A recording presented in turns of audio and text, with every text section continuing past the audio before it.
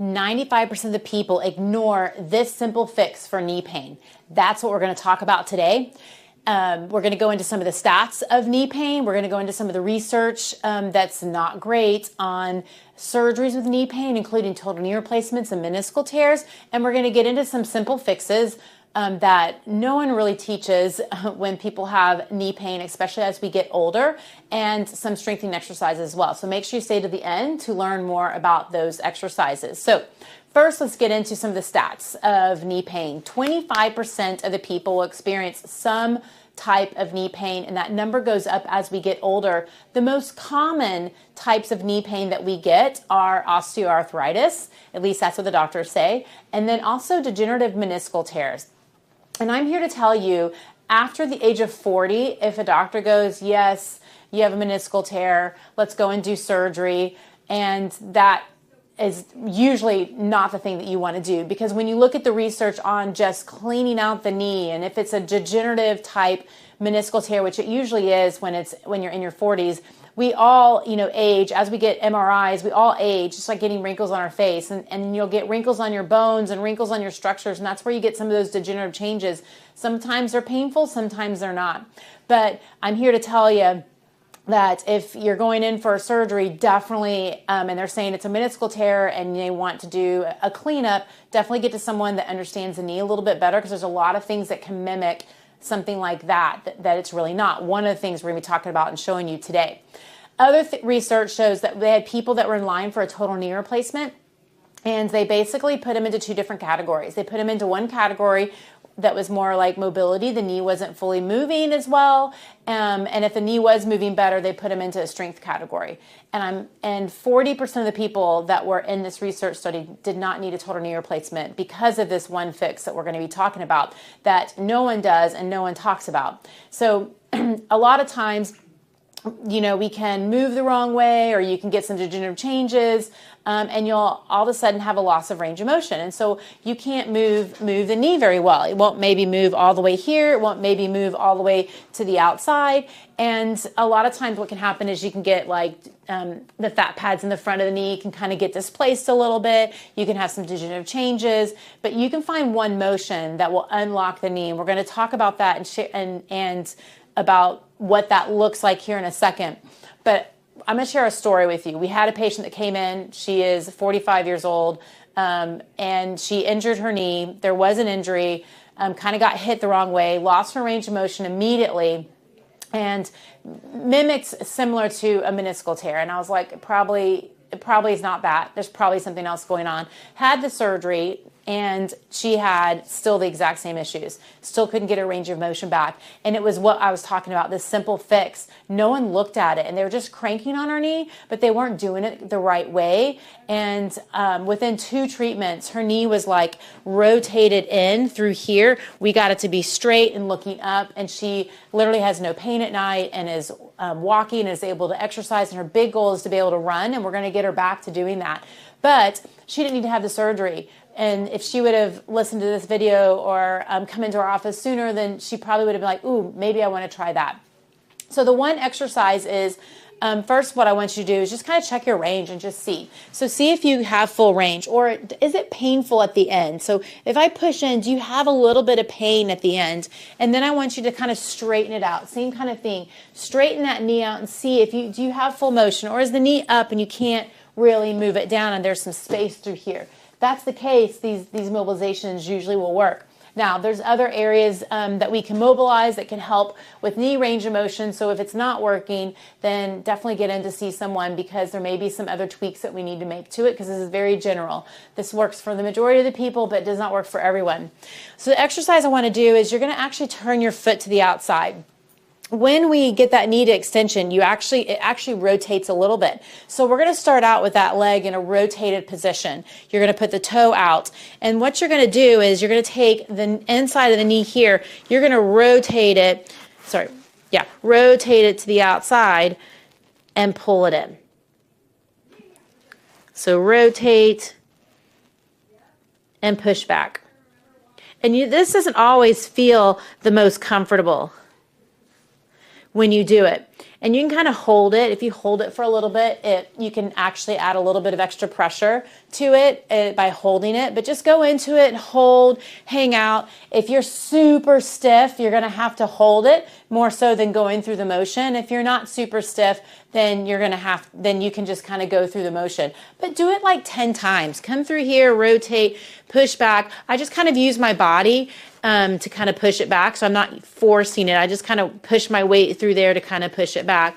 Go back through and just check your range. If you notice like, oh, wow, that actually feels a little bit better. I don't have that much pain, or my range improves, or, oh, wow, my extension actually feels a little bit better, then we know this is going to be a great option for you. Now, if you aren't noticing some of those things, the next bucket that we look at is really strengthening exercises. And so I'm going to go through 3 exercises that are really important. The hip has a lot of things to do with knee stuff as well. So if you've ruled out that mobility issue, I usually check mobility in the knee. I usually check mobility in the ankle. I check mobility in the hip. I even check mobility in the back when it comes to knee, because all of it can affect the knee, even the knee range of motion. So it's way more complicated than a lot of the stuff that I'm getting into, but these are some general things that we can look at. But if your mobility is clear, everything is moving great, you want to move on to strengthening. And strengthening in the hips is key, because what happens is if this is my leg bone and my kneecap glides here and our hip muscles are up here, if your hip muscles are weak and you do something functional, it allows that leg to kind of rotate in. So that leg will move to the inside, and that's purely because those hip rotators are not able to work and hold the knee in a better place. So I'm going to show 3 exercises that are going to help with some of those things. The first one is you're going to lie on your side. And what you want to make sure the hip is up like this. You don't want to have the hip rolling back and forth, because if I roll back and forth, then I'm basically using my back muscles and not my hip muscles. So you're going to bring the leg up just a little bit. You're going to rotate it and touch the toe in, so you get rotation there. And then you're going to rotate it and touch the heel. So you rotate, and you're just going to try to keep the pelvis as straight as possible so that you are getting all that rotation from your hip and not from your back. That's wrong. Hip stable here and here. So you're going to do like 20 of those. Going forward and backward is 1 through there, and you're going to feel it in your hip. So it's a great one to do. There's a lot of different ones that are out there, but it's a great one to do because you kind of work on internal rotation and external rotation. Now, the next one that I like to do is using a band. And the reason why I like to use the band is because I want that knee, because a lot of times that knee will want to come in a little bit. We want to rotate it out so that we're actually isometrically holding those hip rotators, that knee, in a better place. And then you take a little towel on the step, on the ground. So I push that knee out, hold it, bend down, and you're just going to hold it isometrically as you slide it back and forth. This is kind of an isometric activity for the knee. So if the knee's been bothering you a little bit more, this is a good one to kind of start with. Is just kind of get there, hold that, make that knee, hold that pressure out through there, slide it in, slide it out. As we do this, the farther out you go, the harder it is. And again, doing like 20 of those, well, probably slide down, hold that position, do like 10 of them, come back up, maybe do 3 to 4 of those exercises to really work on just starting to get those hip rotators, that knee in a really good position isometrically while we're adding some movement. It's a great one to do. Now, this next one is awesome. Love it. I'm going to throw you a lot of different ways. I'm just going to elevate the table a little bit so that we can just use it for balance. And what you're going to do is we're going to stand up. And you can do this several ways. So we want to make sure that we feel the muscles and not the knee. So you can go in where you sit your hips back, and then again, you squeeze the glute to kind of come up. So if the knee is super sensitive, you can just stick the bottom back, squeeze the glute, pushing through to lift that up. So that's one way of doing it. The next way will be just doing a slight bend of the knee. Again, push through the heel and the big toe, squeeze the glute to come up.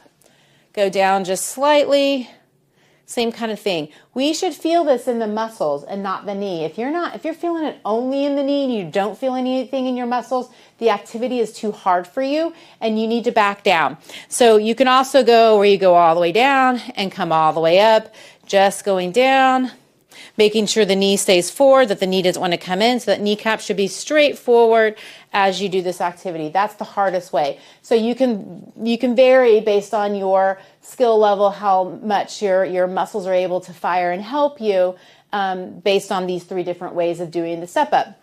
I would do like 10 of them, 10, 15 of them, and maybe do 2 sets. But these strengthening exercises are great exercises to do.